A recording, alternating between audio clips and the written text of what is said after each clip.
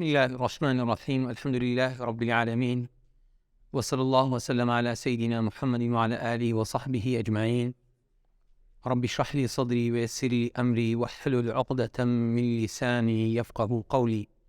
وشيسان وعزان ووساني بريز. السلام عليكم ورحمة الله وبركاته. دیاری ئێمە لە درێژەی كتابي متن أبي شجاع گەیشتینە ئەرکانەکانی نوێژ، ئەرکان الصلاة. لدرسي رابردووی کە دەستمان کرد بە کتاب الصلاة، ئەوڕۆ ئینشاءالله باسی ئەرکانەکان و کۆمەڵێک لەو سنەت و هەیئەت و ئەو بابەتانە ئەکەین، بەڵام تێبینیەک بەر لەوەی کە دەست پێکەین کە زۆر گرینگە، یعنی وەکو وەبێرهێنانەوەیەک ئێمە باسی مەذهبی شافعی ئەکەین. مەذهبی شافعی واتە مەذهبی ئیمامی شافعی ڕەزا و ڕەحمەتی خوای لێبێ، ئەو زانایانەی کەوا متەئەثیرن بەڕەئی و بۆچوونەکانی ئەو. جا ئێستا ئێمە کە دەچینە خزمەت ئەو باس و بابەتانە، لۆی هەیە لەناو مجتەمەعدا لە مزگەوتەکاندا کۆمەڵێک ڕازیایی ببینین. ئەو شانە بەڕاستی دەبی بە وەکەڵێ بە ڕەحابەتی سەدرەوە تەعامولیان لەگەڵ بکەین. وە خودی ئەوەش کە دەخوێنین، یعنی تەنانەت زانایان لە دوای بۆ نمونە ئەو زانا بەڕێزە کە هاتینە ڕەئی بۆچوونی زیان لە هەندێک بابەتدا هەبووە. هەر لە خودی مەذهبی ئیمامی شافعی لەسەر هەندێک بابەت لە مەسەلەی ئەرکانوانە، بەڵام خاڵێکی هاوبەش و متفق عەلەیهی هەیە کە لە نێوان تێکڕای مەذهبەکان کە هەموو ئەو بابەتانە بە بۆچوونی جیاواز و بە چەندێتی و چۆنیەتی لە هەندێک چۆنیەتی ئەنجامدانی کردارەکان، بەڵام هەمویان متفقن لەوەی کە نوێژ ئەرکان و سنەت و هەیئەت و ئەوانەی تێدایە، کەوەش بەڕاستی خاڵێکی درەوشاوەیە. جا ئێستا ئەمە ئینشاءالله دەچینە خزمەتی. دەفەرمێوە ئەرکان الصەلاتی 18 ڕوکنن. ڕوکنەکانی نوێژ واتە پایەکانی نوێژ کە ئەو زانا بەڕێزە ئاماژەی پێکردیا. ئێستا بۆن لە مەثەلەی عادەت ئەو ئەفەرمێ 18، لە شوێنی کە دەفەرمون 13. یعنی لە مەسەلەی حتا لە کتابەکانی مەذهبی ئیمامی شافعی لە عادەت دەبینیت کێشە هەیە، یعنی عادەدەکان وەکێتین، بەڵام ئەو عادەدە کە یەکتر نییە. ئێستا دەگەینە خزمەتی لە چێن دەرەوە عادەدەکانیان کەم و زۆری تێدا کردیە. بەڵێ دەفەرمێ ڕوکنەکان 18. یەکەمیان ئەنیە، وەکو باسمان کرد، یعنی لە جارانی پێشوو کە نیەت عیبادەت و عادەتی پێ لێکجیا ئەبیتەوە. ئینەمە الئەعمال بالنیات، وەک پێغەمبەر صلی الله عليه وسلم فەرمووتی.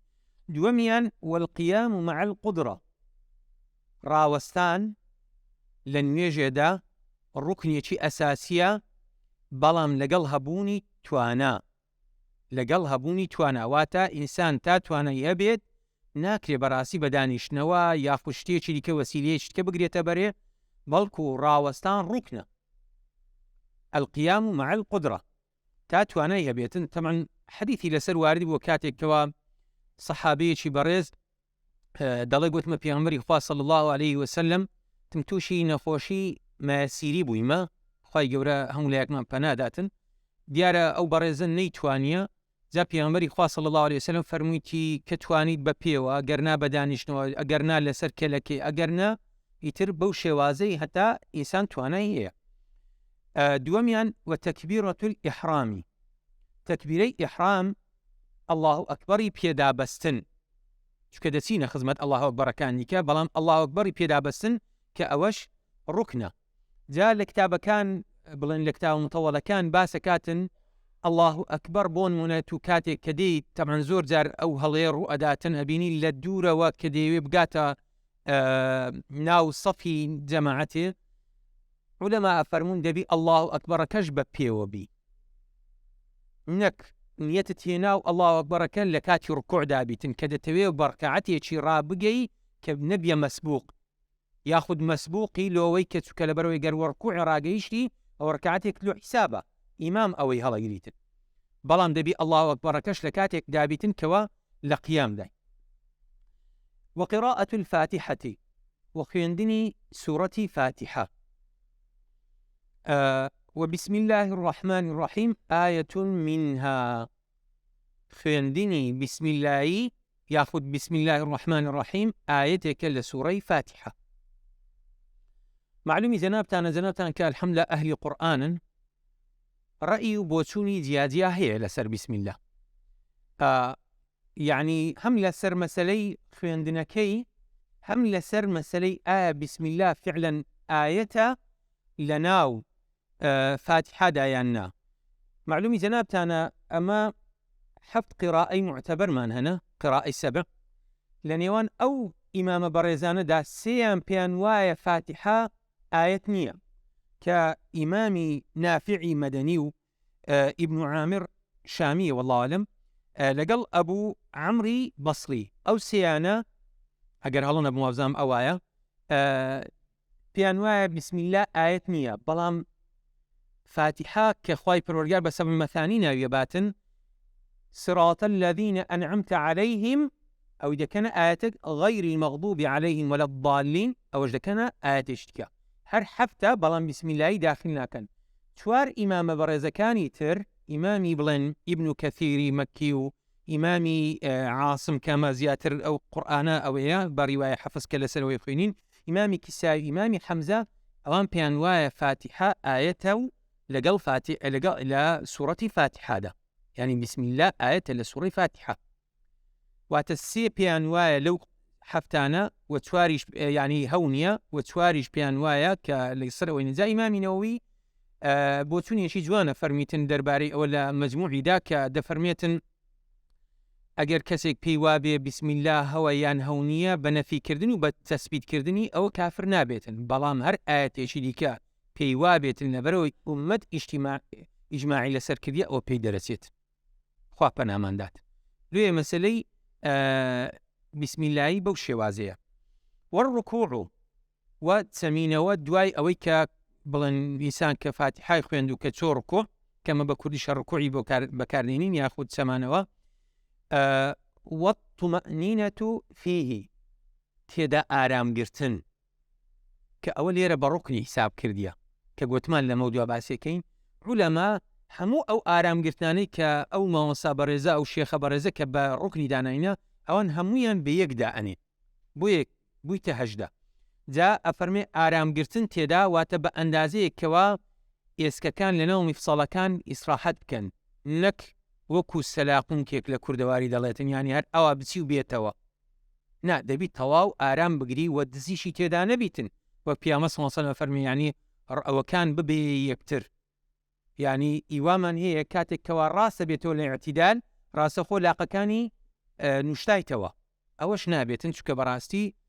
چ لەسەر ڕەئی ئەو زانا بەڕێزە بێتن چ لەسەر ڕەئی زانایانی دیکە ئارامگرتن لەو ڕوکنانەدا لەو ینی شوێنانەدا ڕوکنە والرفع والاعتدال هەستانەوە و ڕاستڕاوەستان لە بۆ سەمیع الله لمن حەمیدەه کە دەیگەینێ کەویش سونەتە والطمأنينة فيه دووبارە ئارامگرتن لە ناو ئیعتیدالدا کاتێک کە هەڵەستیەوە ئەویش بە ڕوکنی داناوە والسجود سوزدەکانیش هەر یەکێک لەوانە کە ڕوکنن ئەوەش پایەکی نوێژن کە ئەسڵە والطمأنينة فيه دووبارە ئارامگرتن لە ناو سوزدەدا ئەوەش بە ڕوکنێکی داناوە یعنی بەلای کەمی بڵێ سبحان ربي الأعلى وبحمده ياخذ لركوع بڵێ سبحان ربي العظيم وبحمده يعني حتى علماء أظن مقداري يك تسبيحة بەڵام تەسبیحەیەک ناکە بە خۆش نزانیت دەڵێ یعنی خەڵکێکمان هەیە سبحان الله ئاگای لێ نییە وەک تووتیەک ڕاهاتیە بەس دەڵێت و تەواو تەمەنەوە حاشای جەنابتان کە لەبەرەوەی شتەکە تۆمارە ینی کە خەڵکێک ینی بە حەقەت ئەو نوێژە زۆر جاروە هەیە لەوانەیە گەر لۆ هەر یەک لۆمە بکرێتن خوا پەناماندا ینی بەسم وەکو ئەوە تەشبیهێک ئەگەر لە جێی خۆی نییە بەڵام ئەگەر لۆ عەبدێک بکرێتن لەوانەیە عەبدەکە وەری نەگریتن چجایەوە تو گفتوگۆ لەگەڵ خوای پەروەردگار ئەنجامەدەی والجلوس بين السجدتين دانیشتن لە نێوان هەردوو سوزدەکانیش کە ئەویش ڕوکنیەکە و پایەکە والطمأنينة فيه دووبارە ئارامگرتن بە ئەندازەی ئەو زیکرانەی کەوە دەربارەی هاتێ بەلای کەمی ربي اغفر لي ربي اغفر لي یان ربي اغفر لي وارحمني وعافني وهديني وارزقني واجنبني جا ئیتر چ لەبەر کردبوو ئەوەیان کە سنەتە بیڵێ والجلوس الأخير دانیشتنی کۆتایی واتە تەحیاتی کۆتایی والتشهد فيه خوێندنی تحیاتیش تێیدا،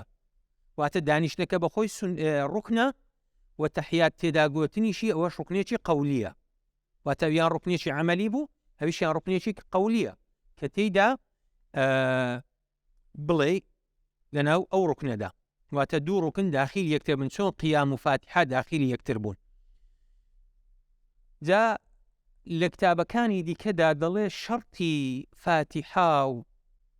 شەرتی تەحیات و ئەوانە یعنی و تەشەهودا وا بخوێنی کە سەمعت تەواو بی گوێت لە دەنجی خۆ بیتەوە، نەک ئەوەندە نزم بیتن بە دڵ بڵێ. تەمەن ئەوە ئەفەرمیت، ئەوە بە مەرزێک دانراوە لە کتابەکان. بەڵام لێرە تەمەنەوە مەتنێکی کورتە، گوتمان غایەت الاختصارە کە ئەو مامۆستا بەڕێزە ناویناوە. والصلاة على النبي صلى الله عليه وسلم فيه، وگوتنی صلوات لێدان لە ناو تەحیاتەکەدا لە دانیشتنی ئاخری لەسەر پیامبەر صلی الله عليه وسلم ئەوەش بەخۆی ڕوکنێکی دیکەیە کە بەلای کەمی اللهم صل على محمد وعلى آل محمد، بەلای کەمی ئەوەندە بڵێ. ئەگەر تەحیاتی ئیبراهیمی شت گوت ئەوە بێگومان ئەولاترە و باشترە. والتسلیمة الأولى، وگوتنی السلام عليكم ورحمة الله، لەبەرەوەی ئەمان لە کاتی خۆی باسمان کرد کە عولەما ئەفەرمون نوێش پێناسەکەی ئەوەیە ئەقوال و ئەفعال مفتتحة بالتكبير ومختتمة بالتسليم. جا بە سەلامدانەوەی یەکەم کۆتایی پێدێت و ئەوە بڵێن ئەو نوێژە کۆتایی پێدێتن. ونية الخروج من الصلاة، تەنانەت شافعیەکان لەسەرەوەی قسەیان کردی ڕەزا و ڕەحمەتی خوان لێبێ، یعنی ئەوە بە سوچی ناوهینان نییە، چونکە ئەمە گوتمان ئینشاءالله ینی بێئەدەبی نەبی کە دەڵێن شافعیەکان واتە ئەو عولەمایانی دوای ئەواتینە هەندێکیان بە مەرزیان دانن نایە، بە ڕوکن یعنی عەفەن نەک شەرت، بە ڕوکنیان دانن نایە نیەتی دەرچوون، واتە بەر لە سەلامدانەوەی نیەتت وابی کە ئەتوو لە ناو نوێژێ سێ دەرێ. لەوانەیە ئێستا لە زۆر لە خەڵکی پرسین هەر ئاگای لەو نیەتەی نەبیت، یعنی تەنانەت هەر نەیزانی بی نیەتێکەیە بە مانای ئەوەی ئەتوو لە تەحیاتی ئاخیر نیەتت وابیتن کە دەسێ دەرێ لە ناو نوێژەکە، بەڵام لێرانە ئاماژەی پێکردیە کە ئەوە ڕوکنێکە. وترتیب الأركان على ما ذكرناه، ويك لدواي يكتر هاتني ركنكان لبروي بيامبري خوا صلى الله عليه وسلم فرمي صلوا كما رأيتموني أصلي. شون بيامبري خوا صلى الله عليه وسلم نيجي كريا فرميتي وشي من نوێژ بکەن، ناکری لە خۆتەوە شتێک بینی و بیکێ عیبادەت و بەتایبەت نوێژ. دێنێت سەر سنەتەکانی، تەمەن دەمانەوێت کە زیاتر بڵێن ئینشاءالله بەهرەمەند بین. وسننها قبل الدخول فيها شيئان، بەر لەوەی بچینە ناو نوێژ دوو سنەتی هەنا، الأذان والإقامة، بانگدان و ئیقامەتکردن. بانگدانیش طبعا علەما يعني ڕەئی جیان هەیە، هەندێکیان دەڵێن فەرض الکفایە لەسەر ئاوەدانی، هەندێکیان دەڵێن سنەتی کفایە، يعني ئێستا مەجموعەیەکن پێکەوە یەکێک ئەوە بکاتن پێویست ناکە هەمویان کە بانگ بدەن. جا طبعا تەفاسیلی زۆری هەیە و دیاریش ینی بانگ بە حەقەت کە دەسێ خزمەت ئەو فەرمایشتانەی چونکە سنەتێکی تەقریریە، معلومی جەنابتان ینی لە حەدیث بەشێکمان هەیە تەقریری پێگوتێتن. پێغەمبەری خوا صلی الله عليه وسلم کاتێک کە عەبدوڵای کوڕی زەید دێتە خزمەتی لەو ڕیوایەتەی کە بانجی لە خێوێدیتە ڕیوایەتەکە مەشهورە، جامە بەسم یەک نوقتەیە، ئەو بەڕێزە لە خەو ئەبینیتن کە کەسێک ناقۆسێکی وێیە، دەڵێ سەحابە پێیان خۆش بوو شتێکیان هەبیتن وەکو نەسارا کە زەنگوڵێکی گەورەیان هەیە، یافود وەچی جوولەکەکان کە بووقی کە وەکو زوڕنایەک لۆ کاتی ئاگادارکردنەوەی عیبادەتەکانیان. لەو فەرمایشتەدا عەبدوڵای کوڕی زەید خوای لێ ڕازی بێ فەرمێن لە خەوێن بینی یەکێک ئەوەی وێ بوو گوتم لێم نادەی لۆی کە موسڵمانان پێ ئاگادارکەینەوە لە کاتی ئەنجامدانی نوێژەکان، وتینا لۆ شتێکت فێر نەکەم کە لە کاتی نوێژەکان بیڵێن. طبعا بانجی فێر کرد کە لە خەو بڵێن هەڵەسیت و بەیانێکی دەستە خزمەت پێغەمبەری خوا صلی الله علیه وسلم دەخەوێ ئەبینی. پێغەمبەری خوا صلی الله علیه وسلم شتێکی زۆر پێجوانە ئەفەرمێ بڕۆ بە بیلال بڵێ با بانگ بدا هو ئەندا منکە سەوتەن. بەستم پێ ئەو نقطەیە لە مزگەوتەکان زۆر جاروەیە کەسێک بانگەداتن بەڕاستی بانجی خوایە، بێگومان کەلیماتەکان زۆر بەرز و بەڕێزن، گومانمان لەسەرەوەی نییە، بەڵام ئەو بەڕێزە نە کەلیمەکان جوانەڵێتن نە دەنگەکەشی خۆشە. دەبینین ئەوەی لە خەوێ ئەبینیتن پێغەمبەری خوا صلی الله علیه وسلم ئەو فەخری پێ نابەخشیتن کەوە ئەو بانگ بدا، یەکەم کەس بێ لە ئیسلامدا بانگدا فەرمێ بڕۆ با بیلال بانگ بدە. تەمان ڕیواەتی دیکەش هاتیە کە ئیمامی عومەر هەمان ئەو شتەی لە خەوێ بینیە و فەرموویەتی وەڵڵاهی ئەمیش ئەوم لە خەوێ بینی بوو کە ئەوەش لە موافقاتی ئیمامی عومەر ئەژمێرێتن ڕەزا و ڕەحمەتی خوا لێبێ و قامەتیش کە معلومی جەنابتانە چۆنیەتی کردنەکەی. وبعد الدخول فيها شيئان باشكوي كتوين ناو نويش دو سنة هنا التشهد الأول تحياتي يكم لنويجي سيركعتي شواركعتي كأوا سنة واتبعض شي نويج إسابة علماء بسنة ناو برديا ببشك لنويجيان ناو برديا كلا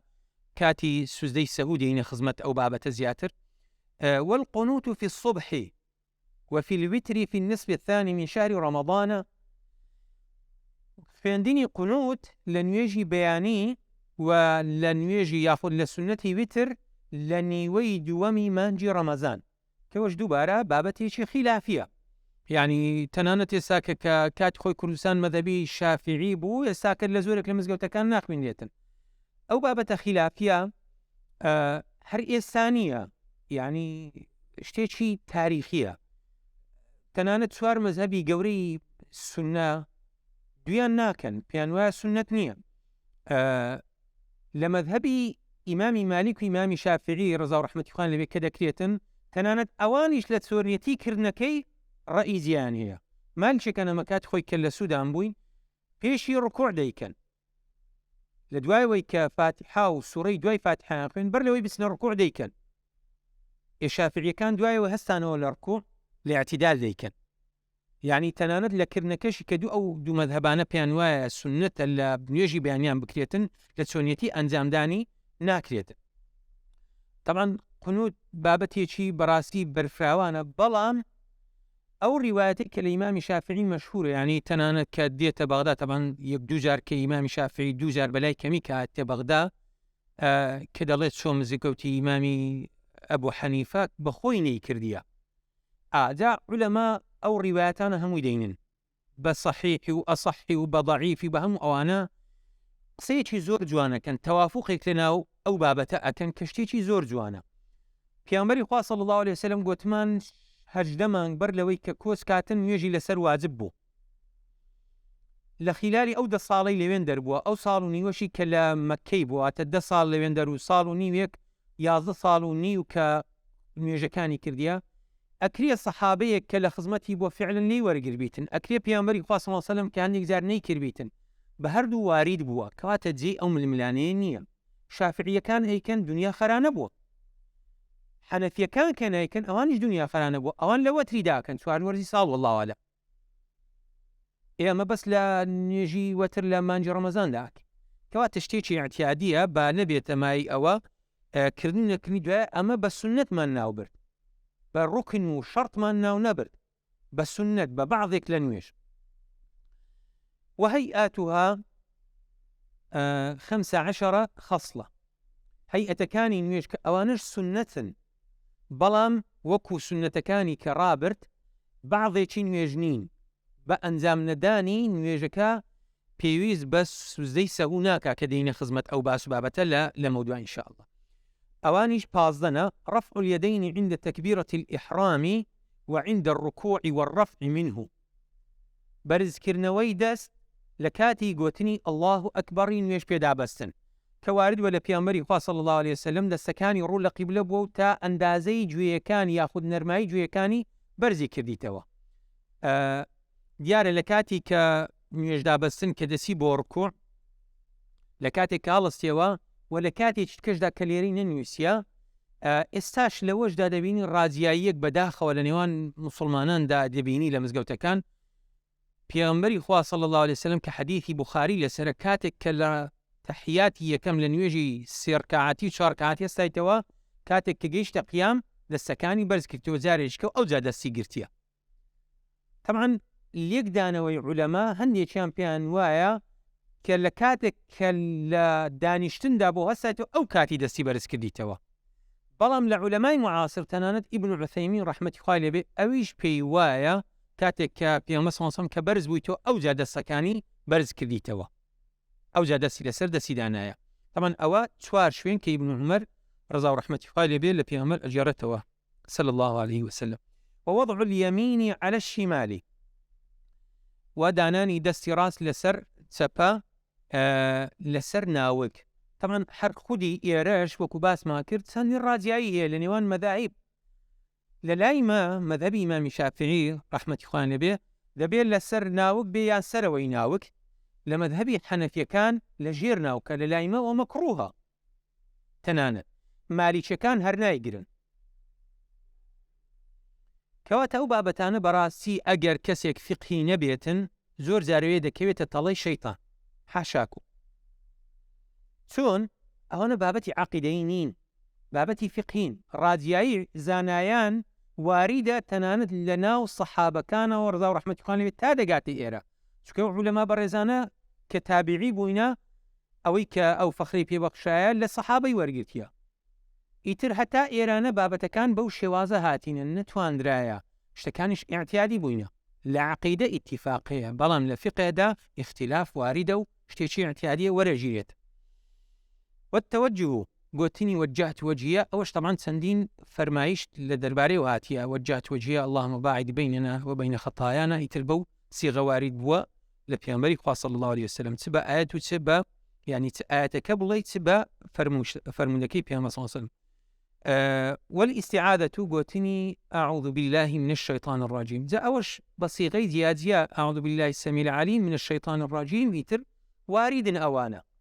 يعني أوش نابي تماي أوي كتشيشاب بيدا بكري والجهر في موضعه والإصرار في موضعه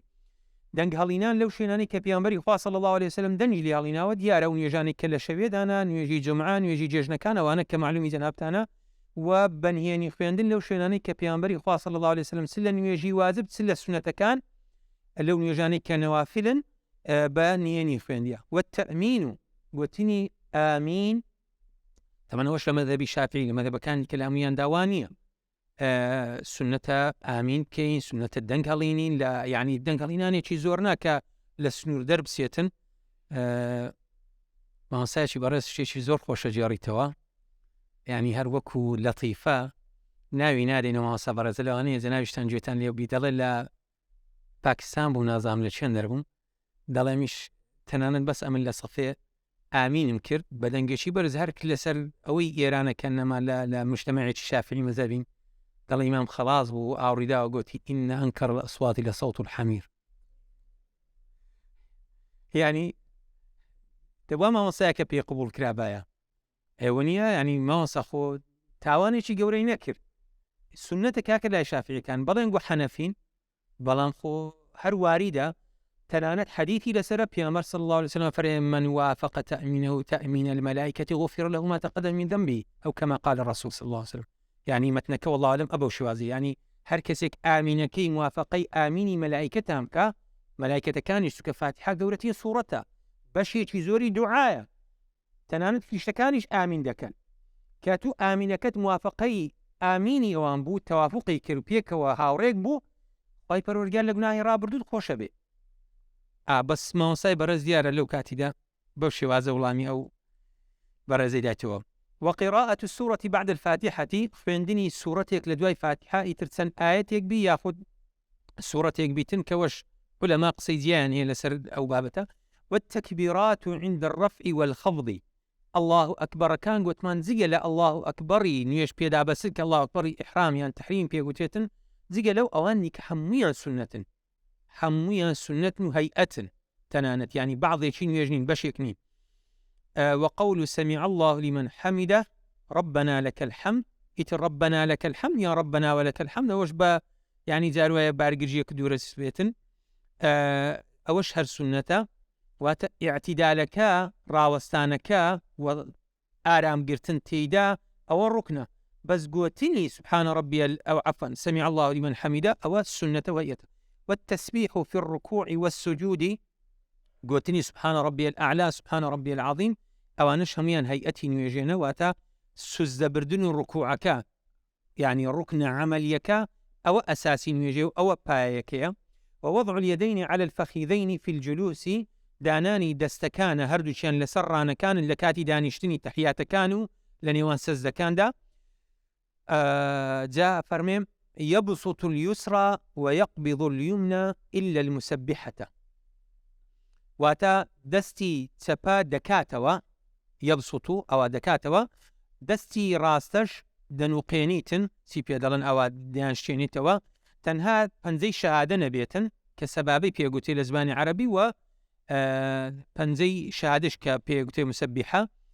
واتە لەبەرەوەی هەم تەسبیحاتی پێ ئەکرێتن و هەم جوێنیشی پێ ئەدرێتن. سەبابە خینسەر بینسەر وستا سەبابە ئیبهام. سەبابە لەبەرەوەی ها کابرا گەگەفی لە کەسێک کاتن ئەوە پەنجەی لێ ڕاوەشێنیتن، و لە هەمان کاتیشدا بەو مصطلح ئیسلامی مسەبیحەش پێگوترێتن. فإنه يشير بها ئاماژەی پێکاتن لە کاتی تحیات کە شەهادە دەینیتن، متشەهیداً شەهادە دێنیتن. ئەوەش طبعا لەسەر ئەو بابەتەش چەندین ڕائزیا هەیە، ئایا ئەو های دەگرێتن بۆ نمونە پەنجەکە یاخود بەو شێوازە یان ئەو پەنجەیە لەسەر پەنجەی وستا دانێتن، ئەوەش بە ڕیوایەتی جیاجیا وارد وە لە پێغەمبەری خوا صلی الله عليه وسلم کەوا هەیئەتی نوێژەیە، نەک بە عەمدینەی بەی بەو مانایە نا، بەڵام مادام هەیئەتە جێگای ئەو هەموو مشتومڕیە کە زۆر جار لەسەر ڕوئەدا، تەنانەت لەسەر جوڵاندن و نەجوڵاندنی، لەسەر بەرزکردنەوەی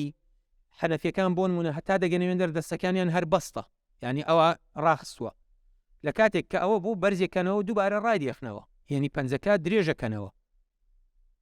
یان بۆ نمونە ئەوان دیکە دەیجوڵێنن، واتە ئەو ڕازیانە هەمووش ئەحادیثی لەسەر هاتیە، یعنی بابەتێک نییە لە خۆ عولەما بیان فەرموو بێت. والإفتراش في جميع الجلسات، دانیشتنی ئیفتیراش واتە کە لە حاڵەتی اعتیادی کە ئینسان پەنجەکانی دەنووقێنیت و ئەو پەنجەی ڕاستە، یعنی لەسەر ئەوە بەرز دەکاتەوە و پێی چەپەش دەخاتە بنەخۆی بنڕانەکانی، ئەوە حاڵەتی ئیفتیراش پێوتێ. والتورك في الجلسة الأخيرة، وتورك كواتا پێی چەپە لە بنڕانی ڕاستە دەباتە دەرێ، کە ئەوەش ینی سنەتێکە لە پێغەمبەرەوە صلی الله عليه وسلم وارد بووە لە جەلسەی ئەخیر، واتە لە تەحیاتەکانی ئەخیر. والتسلیمة الثانية، سەلامدانەوەی دووەم، واتە سەلامی یەکەم ڕوکن بوو، سەلامی دووەم سنەتە و هەیئەتە.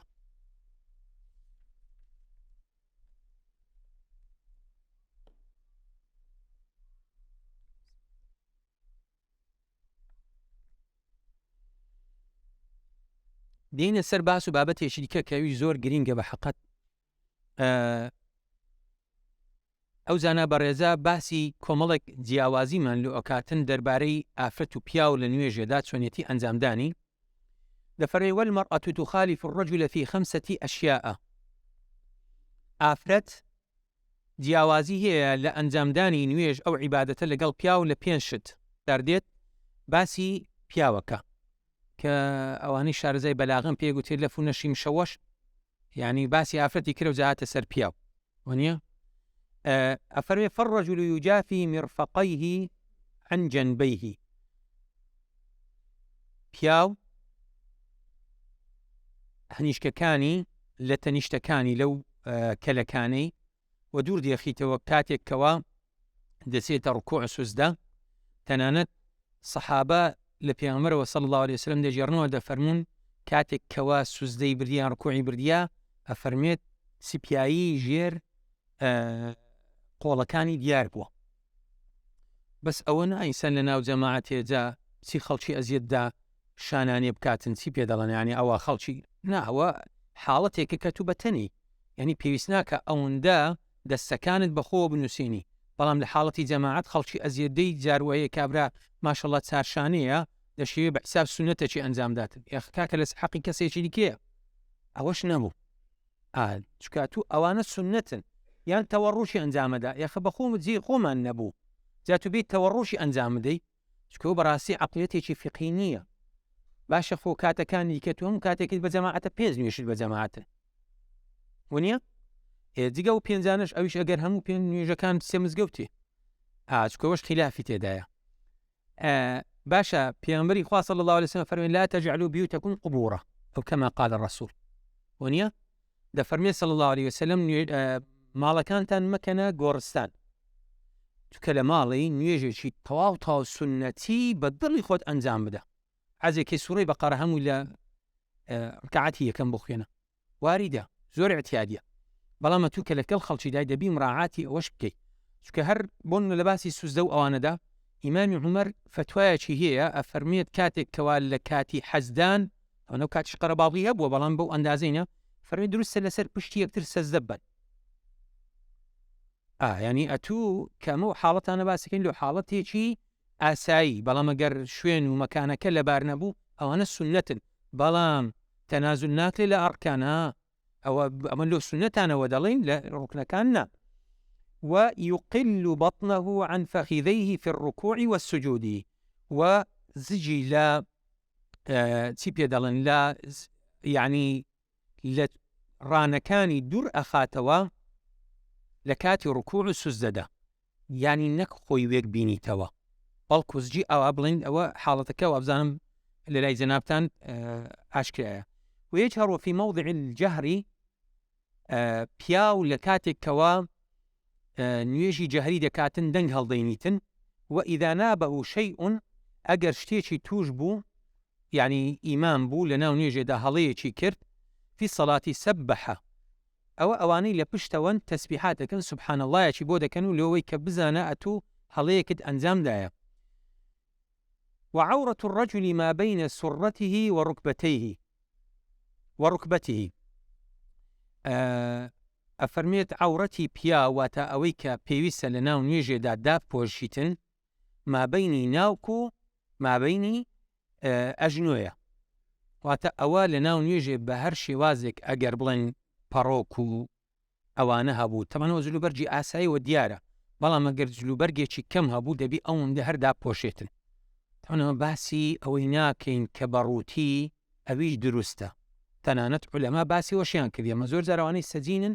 ئازارە درێن، ئایا دەبی نوێژەکەی ئەنجام نەدا با، بەڵام چۆنی ئەنجام بدا؟ ئیتر ئەگەر پارچە پەڕۆکێکی بوو جا عولەما لەسەر ئەوەش قسەیان کردیە، ئایا پێشەوە داپۆشی، ئەگەر بەشی هەردووچی نەکردیان پشتەوە داپۆشی، کامیان سەوئەترە؟ ئەدی گەر هیچ نەبوو چۆن ئەنجامی بدا؟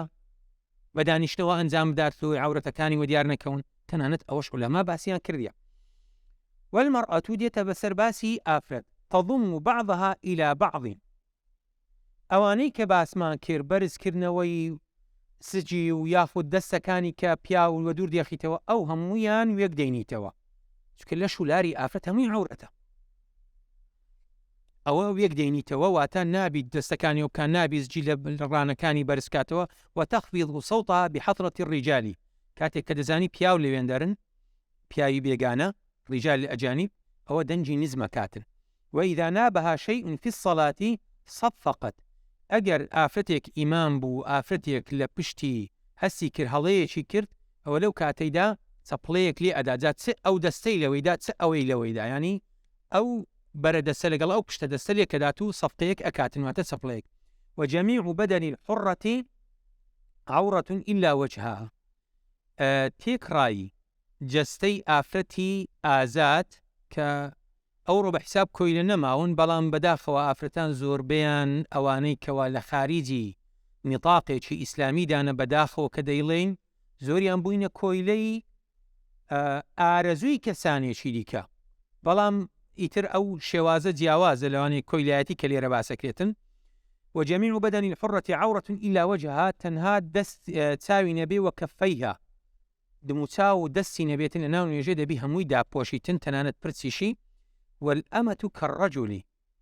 ئافرەتی کۆیلەش وەکو پیاو، ئەویش نێوان ناوکو ئەژنۆی، ئەوە لۆ ناو نوێژێ، بەڵام لە حاڵەتی دیکە ئەویش بە هەمان شێوە وەکو ئەو وایە. بەڵام ئیمامی بەیهەقی کە مەذهبی شافعیە و حافظیشە لە حەدیث ڕەئی جێیە، فەرمێنە لە هەموو حاڵەتێک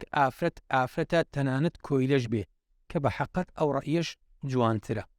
متأخیری مەذهبی شافعیە ڕزا و ڕەحمەتی خوای لێبێ و حافظیشە لە حەدیث ئەو قسەی هەیە، قسەکەشی بە حەقەت لەجێ خۆیتی، ینی ڕاستەوە کۆیلەیە، بەڵامی تر ئافرەتە لە کۆتاییەکەی. بەس چییە؟ ئافرەتانی کۆیلە لەبەرەوەی کاتی خۆی بە حەقەت لەو ناز و نیعمەت و لەو جوانیەدا نەبووینە، لەو ینی خۆشێتە، لێ جوانیەکانیان شێوایە، یعنی وەی لێ هاتیە وەکو یعنی حاشای ئینسانی وەکو کەرستەیەک تەعامولیان لەگەڵ کرایە ئەگەر هەرە وندە بڵین وەکو کەرستێ و کاڵایەکی بازرگانی لێ کەسەکەەوە بڵێ لە بەرچاوی کەتیە ئەوە نەبووە کە تەعامولێکی شایستیان لەگەڵ بکرێت.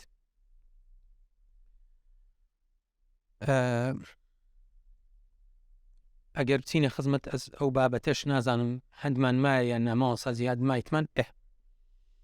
بەڵێ ئەوجا باسی ئەو بابەتە ئەکەین کە چ شتێک دەبیتە مایی بەتاڵکردنەوە و پوچەڵکردنەوەی نوێژواتە نوێژەکان بەچ بەتاڵ ئەبنەوە گەر بکەینەوە کوردی قسەکە جوانیانی نوێژەکە ینی تێکەچیتن باوا بڵین بەتاڵە بێتەوە دەفەرمێ والذی یبطل الصلاة 11 شيئا ئەوانەی کە نوێژ بەتاڵەکەنەوە کە پێی دەرەچی لە ناو نوێژ لەو گفتوگۆ لەگەڵ خوای پەروەردگار دەشتن الکەلام العەمد قسەیەک بە عەمدی بکەی تەنانەت عولەما باسی ئەویان کردیە ئەگەر یەک پیتیش بێ چونکە لە زمانی عەرەبی هەندێک فعل ئەمر هەنا بەس یەک پیتە فعل ئەمرە وەکو قی شی عی ڕی ڕا بڵێن ئەوانە هەموویان کە بڵێن معتەلن کاتێک کەوا دەسێ بابی فعل ئەمر ئیتر ئەو لاولایان نامینێتن فاول فعل و لام الفعل وانە کە بەس عین فعل مینێتەوە ئەو لەبەرەوەی واتایە داتن تەنانەت ئەوەشیان یان ئەگەر دوو پیت بێتن وەکو حروفی جەڕ و ئەوانە ئیتر کەلامی عەمد والعمل الكثير کردەوەیەکی زۆر لە دوای یەکتری کە چەند ئەوەیەک بێتن ئەوەشیان بە هەمان شێوە نوێژ بەتاڵە کاتەوە بە تایبەت ئەگەر لە ڕکعاتێکدا بن. جا واریدا لەوانەیە زۆر بەتانەوەتان لە خەیاڵ بیتن یاخود ئێستا بڵێن ئەدی باشە پێیانبەری خوا صلی الله عليه وسلم ئومامەی هەڵنەگرتیە لە کاتێک کە چوویتە سوزدەداینایە لە کاتێک کەوا بەرز بوویتەوە عولەما دەفەرمون ئەوە لەبەرەوەی لە کاتێکی جیاوازدا بووە یعنی کە هەڵی گرتیە دوای هاتیتەوە ینی لە دوای یەکتری نەبووە بەڵێ هەڵگرتن بووە بەڵام هەڵی گرتێ و داینایتەوە لە کاتی سوزدەدا ئەویان بە کردەوەیەکی زۆردانە ناوە والحدث بێدەستنوێژ بوون ئینسان لە ناو نوێژێدا بێدەستنوێژ بیتن تەمان دەبی ئینسان خۆی پارێزێتن لا صلاة بحضرة الطعام ولا هو يدافعه الأخبثان أو كما قال الرسول في أمر صلى الله عليه وسلم فرمي با ئامادەبوونی خواردن خۆراک و ئەوانە کە ئینسان برسی بوو کە بزانی کاتێکە بەشەوەی ماوە لەبەرەوەی تو ئیشتیاقت لەوە خواردنە چیتنە فەرمێ ئەو نوێژەی باشی و بەرناکەویتن و لە کاتێکەوە هەردوو پێویستەکان قەڵای حاجەت هەبیتن ئەوەشیان پێویست ناکە ئەو ململانەی لەگەڵ خۆت بکەی لێ وا باشە ئینسان بەڕاستی بەدەستنوێژێکی چاک بچیتە خزمەت خوای گەورە ئالۆی کە تووشی هیچ حاڵەتێکشی لە ناکاو نەبێتن و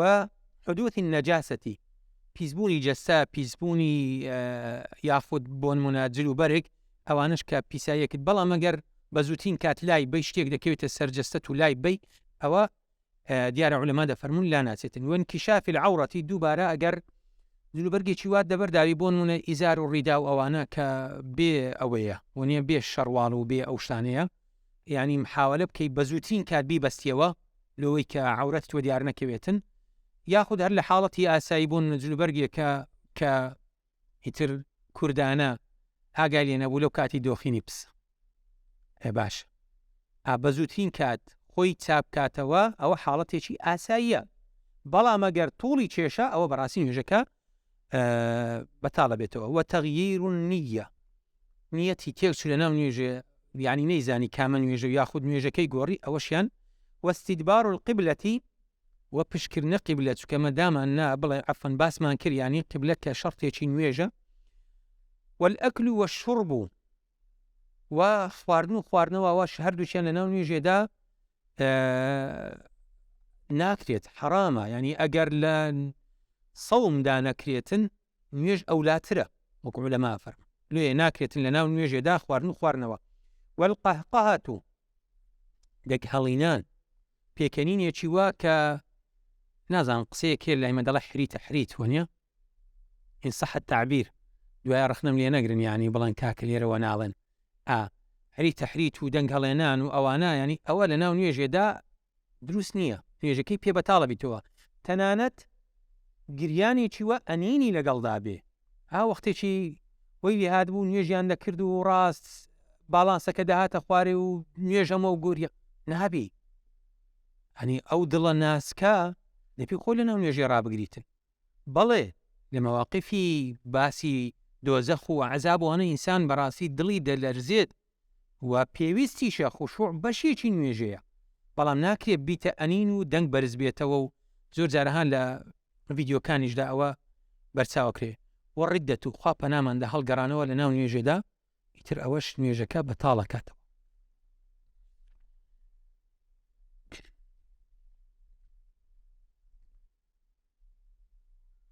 باس و بابەتێشکەمان هەیە ئاسانە ئینشاءڵڵا بەوەی کۆتایی پێدەینین چونکەوە هەر تەحسیلی حاصلیە ئەوەی کە باسمان کردێ لێرانە لە فەسڵێکدا لۆمان کۆکاتەوە و مامەسا و ئەو شێخە بەڕێزە باسی یعنی باسەکە تەنها عەدەدیە دەفەرمێت وەڕەکەعات الفەرائض 17 ڕەکعە دەفەرمێت ڕەکعەتەکانی نوێژە فەرزەکان 17